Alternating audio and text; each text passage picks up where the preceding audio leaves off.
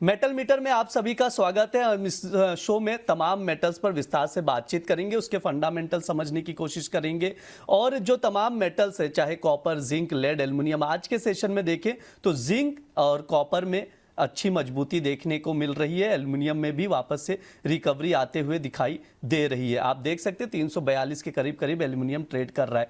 क्या यहाँ पर ट्रेडर्स को किसी मेटल्स में दांव लगाना चाहिए? कहाँ मौका है? आप लोगों के सवालों के जवाब देने के लिए हमारे साथ ऑलरेडी जुड़े हुए हैं मनोज सर। सर नमस्कार। सबसे पहले कॉपर पर आपसे राय जानना चाहेंगे। 1305 का भाव चल रहा है, क्या रणनीति बनाई जाए सर कॉपर में?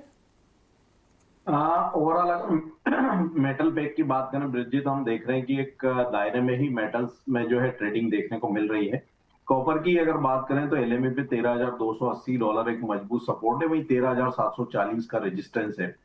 तो भारतीय बाजारों में भी हम देख रहे हैं कि 1289 से 1330 का जो एक रेंज यहाँ पे बना हुआ है। तो अगर रणनीति बनानी है तो थोड़ा सा डिप मिलता है तो बाय करके चलना चाहिए। 1296 के स्तर पे जुलाई कॉन्ट्रैक्ट, 1288 का स्टॉप लॉस रखे और लक्ष्य यहाँ पे 1313 का रखे। शॉर्ट टर्म में कीमतें एक दायरे में ही यहाँ पे बनी रह सकती। ठीक है, ये सर का व्यू है कॉपर को लेकर, तो उसके अकॉर्डिंग आप लोग रणनीति बनाकर चल सकते हैं। सर कॉपर पे ब्रॉडर व्यू क्या है आपका? मतलब अगर ब्रॉडर व्यू लिया जाए तो आज भी पहले जैसे फंडामेंटल सस्टेन कर रहे हैं, भाव में एक अच्छी तेजी दिखाई दे सकती है अगर एक साल का नजरिया ले तो? देखिए, फंडामेंटल मजबूत है, लेकिन हम देख रहे हैं कि यहाँ पे जिस तरह से वॉर एस्केलेट हुआ है तो उसके चलते डॉलर में मजबूती है, सप्लाई के कंसर्न्स है और सामने वहां पे ब्याज दरों में बढ़ोतरी की भी एक आशंका है। तो उसके चलते मार्केट कहीं ना कहीं ऊपरी लेवल्स पर रेजिस्टेंस दिखा रहा है। अगर यहाँ पे कोई भी जो फंडामेंटल बदलाव होता है, अगर यूएस और ईरान के बीच में तनाव यहाँ पे आने वाले दिनों में कम होता है और फेड का साइकिल जो है वो स्थिर रहता है या वहां पे ब्याज दरों में जो बढ़ोतरी की संभावना है वो कमजोर पड़ती है, तो कहीं ना कहीं मार्केट के लिए सपोर्टिव रहेगी। लंबी अवधि का ट्रेंड अभी भी पॉजिटिव है और हमारा मानना है कि अगर एक साल का व्यू यहाँ पर लेकर के चलेंगे तो एलएमई $14,000 के स्तर को क्रॉस कर सकता है और भारतीय बाजारों में भी यहाँ पे 1400 के स्तर क्रॉस हो सकता है। सर कोई ट्रेडिंग कॉल बन रहा है क्या? कोई ट्रेडिंग सेटअप बन रहा है कॉपर में? पोजिशनल जो ट्रेडर्स है वो यहाँ पे 1300 से 1280 की रेंज में बाय करके चल सकते हैं। 1240 के नीचे का स्टॉप लॉस रख के लंबी अवधि के लिए 1400 का लक्ष्य रखेंगे। शॉर्ट टर्म अगर इंट्राडे के लिए पोजीशन बनानी है तो जैसा कि मैंने कहा 1296 के स्तर पर बाय करें, 1288 के स्टॉप लॉस से लक्ष्य 1313 करें। ठीक है, ये सर का नजरिया है। कॉपर में खरीदारी करने की सलाह दी जा रही है। 1296 पर लॉन्ग करके चल सकते, 1313 तक के टारगेट के लिए 1288 का स्टॉप लॉस जरूर लगाएं। अब जिंक पर भी बातचीत कर लेते हैं। जिंक में लगातार हम लोग मजबूती देख रहे हैं, लगातार प्राइजेस को सपोर्ट मिल रहा है। अभी अगर देखा जाए तो जिंक का भाव 375 चल रहा है। मनोज सर, जिंक को लेकर आपका क्या व्यू है? टेक्निकल चार्ट क्या कह रहा है जिंक का, और सर फंडामेंटल्स क्या कह रहे हैं? टेक्निकली भी यहाँ पे हमने देखा है कि 368 एक क्रूशियल रेजिस्टेंस था और मार्केट उसके ऊपर निकलता हुआ नजर आया था। तो टेक्निकली यहाँ पे एक पॉजिटिव जो मोमेंटम है वो चार्ट पे बना हुआ है, जो कि 381 384 तक जिंक की कीमतों को ले जा सकता है। फंडामेंटल भी सपोर्टिव है क्योंकि सप्लाई के कंसर्न से एलएमई वेयरहाउस स्टॉक्स हम लगातार वहां पे ड्रॉ डाउन देख रहे हैं, तो वो भी सपोर्टिव है। तो जिंक में भी अगर यहाँ पे थोड़ी सी गिरावट आती है 372 के आसपास जुलाई कॉन्ट्रैक्ट, तो बाय कर सकते हैं 369 के स्टॉप लॉस से और लक्ष्य वहां पे 378 तक रखने की सलाह है। ठीक है, ये सर का नजरिया है, तो उसके अकॉर्डिंग आप लोग जिंक में स्ट्रैटेजी बनाकर चल सकते हैं। ट्रेडिंग कॉल स्क्रीन पर है, नोट डाउन करके चलिए। खरीदारी की ही सलाह दी जा रही। 375 का भी भाव चल रहा है। अगर डिप मिले यानी 3 रुपए की गिरावट पर 372 पर लॉन्ग पोजीशन बना सकते। 378 तक के टारगेट के लिए 369 का स्टॉप लॉस लगाइए और उसके अकॉर्डिंग आप लोग रणनीति बनाकर चलिए। सर एल्युमिनियम पर क्या व्यू है आपके? 343 के करीब का भाव चल रहा है। हमने देखा था जब अमेरिका ईरान के बीच युद्ध शुरू हुआ था, उस दौरान एक अच्छी रैली देखी हमने। करीब करीब 400 के करीब भाव गया था, लेकिन हालांकि 400 का लेवल टच नहीं कर पाया था। उसके बाद जैसे जैसे समझौता हुआ, हमने एल्युमिनियम के प्राइजेस में गिरावट देखी। अब 342 पर आ गया। सर क्या पहले जैसी रैली पॉसिबल है एल्युमिनियम में? अभी उतनी बड़ी तेजी की संभावना तो नजर नहीं आती, लेकिन हमारा मानना है कि यहाँ पे सप्लाई के कंसर्न निश्चित रूप से बन रहे हैं जो कि कीमतों के लिए सपोर्टिव है। तो ये जो यहाँ पे एक रिट्रेसमेंट है वो 360 रुपए तक जो है शॉर्ट टर्म में देखने को मिल सकता है। तो एल्यूमिनियम में अभी 400 तक कीमतें जाने की पॉसिबिलिटी नहीं है, लेकिन 360 तक जो कीमतें हैं वो रिट्रेस कर सकती है। तो यहाँ भी 336, 335 के आसपास के स्तर आते हैं, तो वहां बाइंग जो है की जा सकती है 328 के नीचे के स्टॉप लॉस से। ऊपर में 350, 355 तक के लक्ष्य के लिए, लेकिन अभी यहाँ पे कोई बहुत बड़ी रैली आ जाएगी उसकी पॉसिबिलिटी कम नजर आ रही है।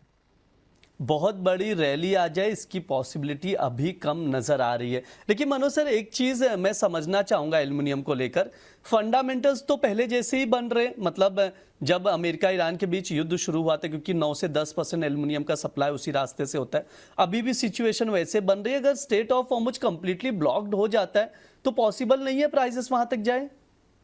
देखिए, यहाँ पे अगर स्ट्रेट ऑफ हॉर्मुज ब्लॉक होता है तो फिर हम देखेंगे कि 360 के स्तर के ऊपर कीमतें निकल सकती है। लेकिन कहीं ना कहीं यहाँ पे जो जिस तरह से वॉर जो है लगातार बढ़ रहा है, तो वहां पे कहीं ना कहीं डिमांड भी जो है प्रभावित होती हुई नजर आ रही है। और इसका रिफ्लेक्शन अभी हमने चाइना के जो आंकड़े आए थे वहां पे आते हुए भी देखा, जो कि सेकेंड क्वार्टर की जीडीपी में बड़ा ड्रॉडाउन देखने को मिला था।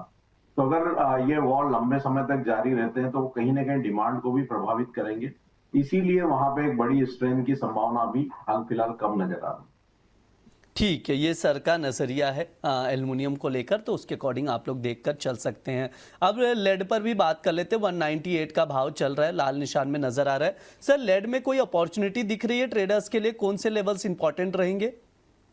देखिए, लेट में हम देख रहे हैं कि एलएमई वेयर हाउस स्टॉक्स वहां पे लगातार बढ़ते हुए नजर आ रहे हैं, और उसी के चलते कीमतें यहाँ पे दबाव में है। 200 के स्तर के ऊपर सस्टेन नहीं हो पा रही है। तो यहाँ पे जब तक इन्वेंट्री का प्रेशर है, हमारा मानना है कि दबाव इस मेटल में बना रह सकता है। जुलाई कॉन्ट्रैक्ट 200 के स्तर मिले तो सेल कर सकते हैं 196 के लक्ष्य के लिए। स्टॉप लॉस वहां पे 202 तक रखने की सलाह रही। ठीक है, ये सर की राय है। लेड को लेकर यहाँ पर बिकवाली करने की सलाह दी जा रही है। ऊपरी स्तरों से बेचना है इसे, यानी सेल ऑन राइज की स्ट्रैटेजी बनाकर चल सकते हैं। 200 पर शॉर्ट करें। 196 के टारगेट के लिए 202 का स्टॉप लॉस आप लोग जरूर मेंटेन करें। बातचीत आगे बढ़ाते, निकल पर भी चर्चा कर लेते हैं। सर, निकल को लेकर क्या नजरिया आपका? 1636 का भाव चल रहा है, कोई अपॉर्चुनिटी है या अभी अवॉइड करना चाहिए? देखिए, निकल में भी हमने बड़ी गिरावट देखी थी। लगभग 1850 से कीमतें करेक्ट होकर 1550 तक आती हुई नजर आई थी, और अब वहां निचले स्तरों से एक रिट्रेसमेंट देखने को मिल रहा है। तो हमारा मानना है कि रिट्रेसमेंट जो है आने वाले दिनों में 1700 तक हो सकता है, और एलएमई पे कीमतें अगर $17,000 के ऊपर सस्टेन होती है तो फिर वहां पे जो स्ट्रेंथ है वो भारतीय बाजारों में भी आती हुई नजर आएगी। तो $17,000 के ऊपर यहाँ पे कीमतों के सस्टेन होने का वेट करना चाहिए। अगर वो वहां पे ब्रेकआउट होता है तो फिर हमारा मानना है कि भारतीय बाजारों में भी 1700 तक की कीमतें देखने को मिल सकती है। तो अगर किसी की लॉन्ग की पोजीशन है तो 1588 के स्टॉप लॉस से उसमें बने रह सकते हैं। ऊपर में 1666 और 1700 ये लेवल शॉर्ट टर्म में देखने मिल सकते हैं। 1700 के स्तर मिले तो वहां पे एक बार लॉन्ग की पोजीशन में मुनाफा वसूली करने की सलाह दी। ठीक है, ये सर का व्यू है, तो उसके अकॉर्डिंग आप लोग तमाम मेटल्स को ऑब्जर्व करके चल सकते हैं। सर, एक सवाल था कॉपर को लेकर। जैसे एक रिपोर्ट आई थी चिली में प्रोडक्शन को लेकर, वहां पर प्रोडक्शन 15 से 20% घटा है। सर, उसका असर दिख रहा है या आने वाले समय पर असर दिखेगा? क्योंकि चिली में मजदूरों ने भी हड़ताल किए, तमाम चीजें आई। क्या ये बड़ा फिगर नहीं है सपोर्ट करने के लिए? क्या डिमांड और बढ़ेगी तभी यहां से प्राइसेस को सपोर्ट मिलेगा? देखिए, निश्चित रूप से हम देख रहे हैं कि उत्पादन प्रभावित हो रहा है, और वो एलएमई के जो वेयरहाउस स्टॉक्स है उसमें भी रिफ्लेक्ट हो रहा है कि हम देख रहे हैं कि जो स्टॉक्स है वो लगातार ड्रॉडाउन हो रहे हैं। मार्केट को अभी एक और बड़ी चिंता है ब्रिज जी, यहाँ पे जिस तरह से यूएस प्रेसिडेंट के स्टेटमेंट आ रहे हैं कि जो रशियन ऑयल है वहां पे अगर किसी की खरीदारी रहती है तो उन देशों के ऊपर वो 100% तक टैरिफ लगाएंगे। तो अभी तक हम देख रहे हैं कि जो रशिया से बड़ी खरीदारी वाले देशों में भारत है, चाइना है। तो अगर वहां पे इस तरह की कोई टैरिफ आती है तो वो एक बार कीमतों को प्रभावित कर सकती है। इसीलिए यहाँ पे मेटल की जो मार्केट है वो थोड़ी दबाव में कारोबार करती हुई नजर आ रही है। आने वाले दिनों में जब तक यहाँ पे इन चीजों को लेकर के क्लैरिटी नहीं होती, एक ब्रॉड हम कह सकते हैं कि जो रैली है वो मेटल में आती हुई नजर नहीं आएगी, तो मार्केट यहाँ पे एक साइडवेज जो है बना हुआ है। और जब तक ये चाहे फेड का जो ब्याज दरों का रुख हो या यूएस ईरान का जो वॉर हो, इनको लेकर के कोई कॉन्क्रीट जो है कंक्लूजन नहीं आता, तब तक मेटल मार्केट जो एक दायरे में ही बना रह सकता है। ठीक है, ये सर का नजरिया है तमाम मेटल्स को लेकर, तो उसके अकॉर्डिंग आप लोग रणनीति बनाकर चल सकते हैं।